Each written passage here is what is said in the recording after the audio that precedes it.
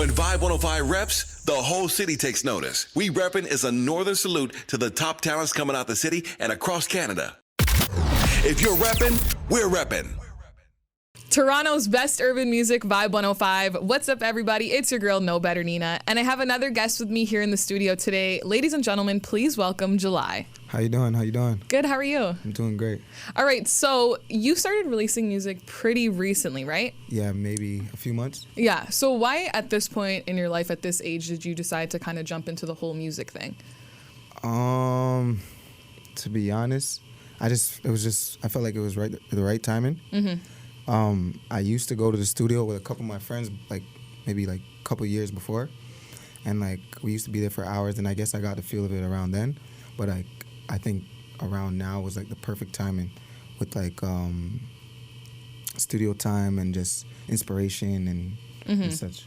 So there wasn't like a whole thing of events that kind of led up to this. It was kind of just something you always knew you wanted to do, or just were influenced by your friends with. I didn't always know I wanted to do it, but it was kind of in the back of my mind, I would say. Mm-hmm. I used to make jokes with my friends, yo, when they would go record at the studio, I'd be like, yo, I'm gonna drop an EP, Yeah. just as a joke, And then it just came to real life. I guess I spoke that into existence. Mm-hmm. So yeah, and then here we are today, I guess. Yeah. And so with the name July, is that your birthday month, or why'd you go with that name? I'm actually born July 11th. Okay.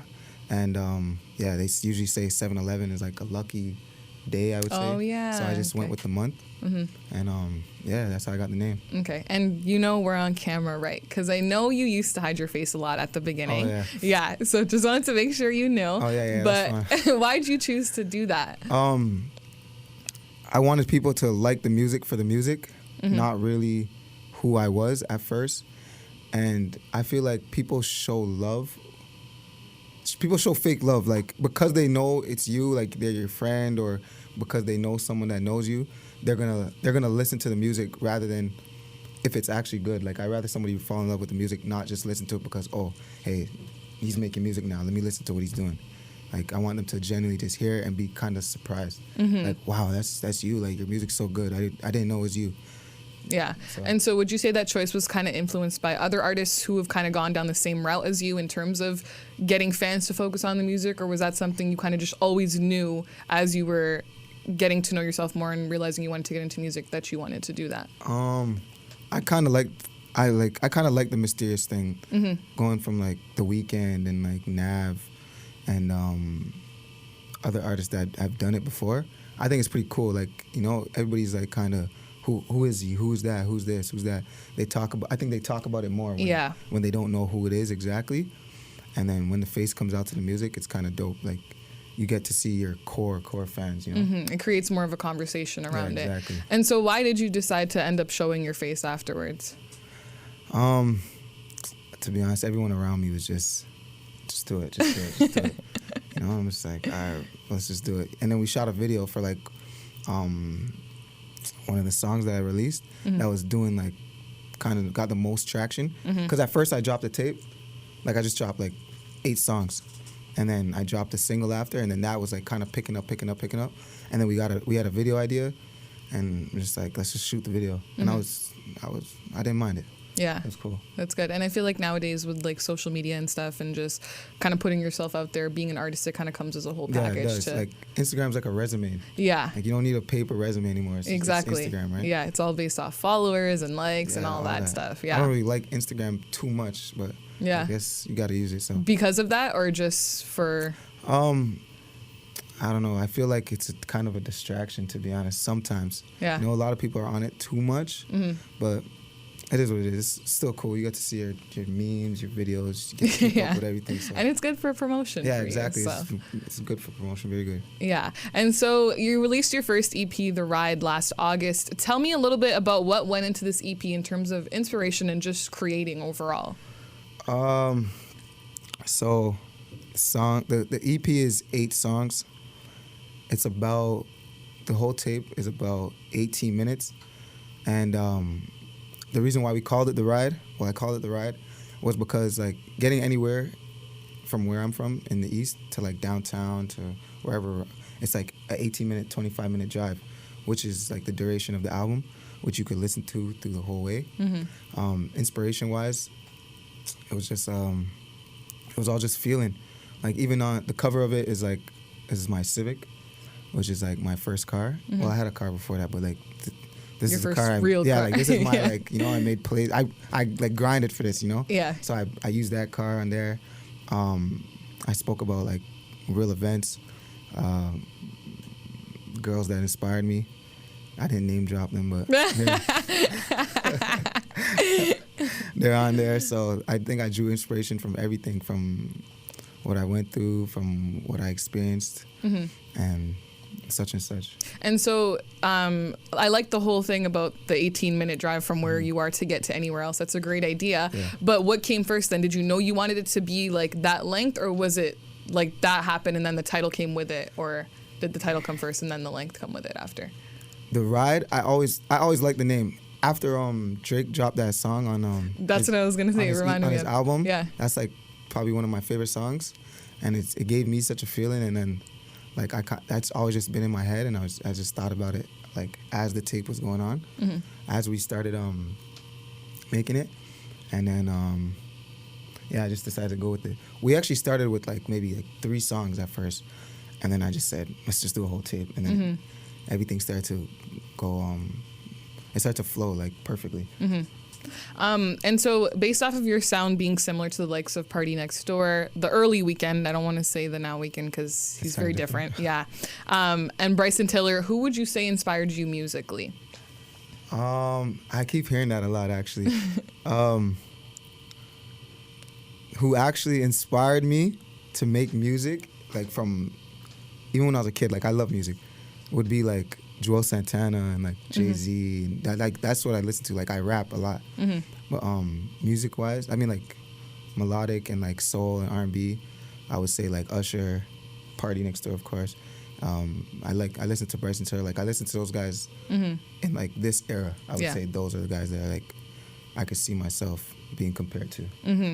And so do you ever see yourself getting into the whole producing side of things when it comes to music, or are you kind of just focusing on the singing and the bars for now? Focusing on the singing and the bars, but I actually recently started engineering myself a bit. Okay. And I do want to get into like making beats and mixing and stuff like that. But right now I started like engineering, which is pretty dope.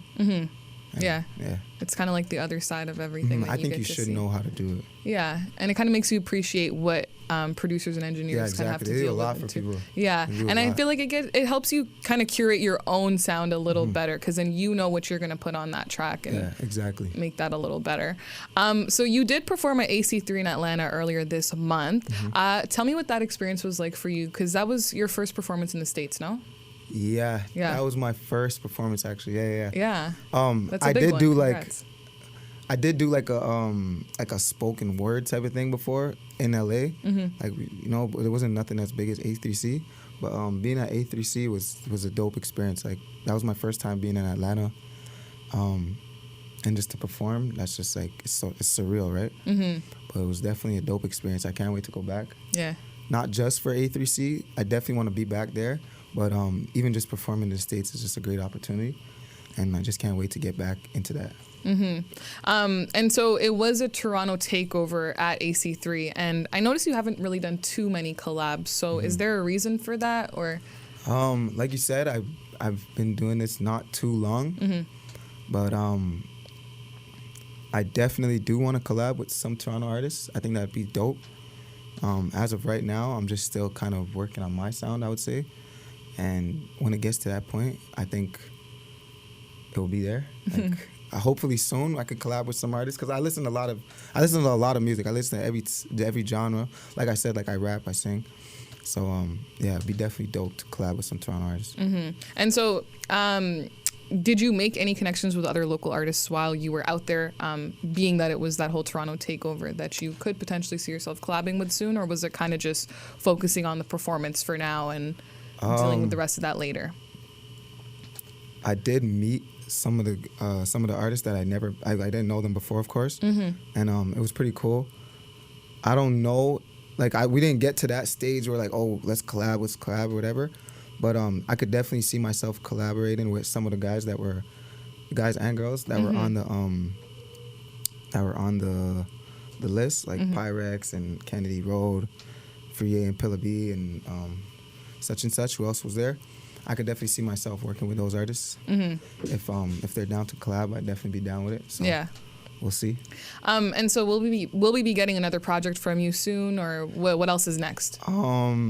Yes, actually, hopefully soon. Yeah. Well, I'm working on a project right now. I'm working on another EP, but it's only gonna be 5 songs. I'm gonna drop a few singles, maybe 2 to 3, in the next month or 2, and I'll probably drop the EP either at the end of December. I'll probably drop it in December or the beginning of the new year. Okay. And so where can our listeners find your music and follow you on social media? You could follow me on IG at july.xi, Twitter. My Twitter is xi_July. And on Spotify, Apple Music, it's just July. And yeah, I'm on Apple Music, Spotify, Pandora. Anywhere you stream music. Everywhere you stream music, you can find me there. YouTube as well. Yeah. And that's pretty much it. All right. Be sure to keep it locked right here for the rest of the afternoon vibe. And make sure to check out July's music on all streaming platforms. And here he is right now with his latest single, Unconditional. Only one, yeah. There's only one way to love you, babe. Unconditional. Unconditional. Unconditional. Unconditional. Unconditional. Unconditional. Unconditional.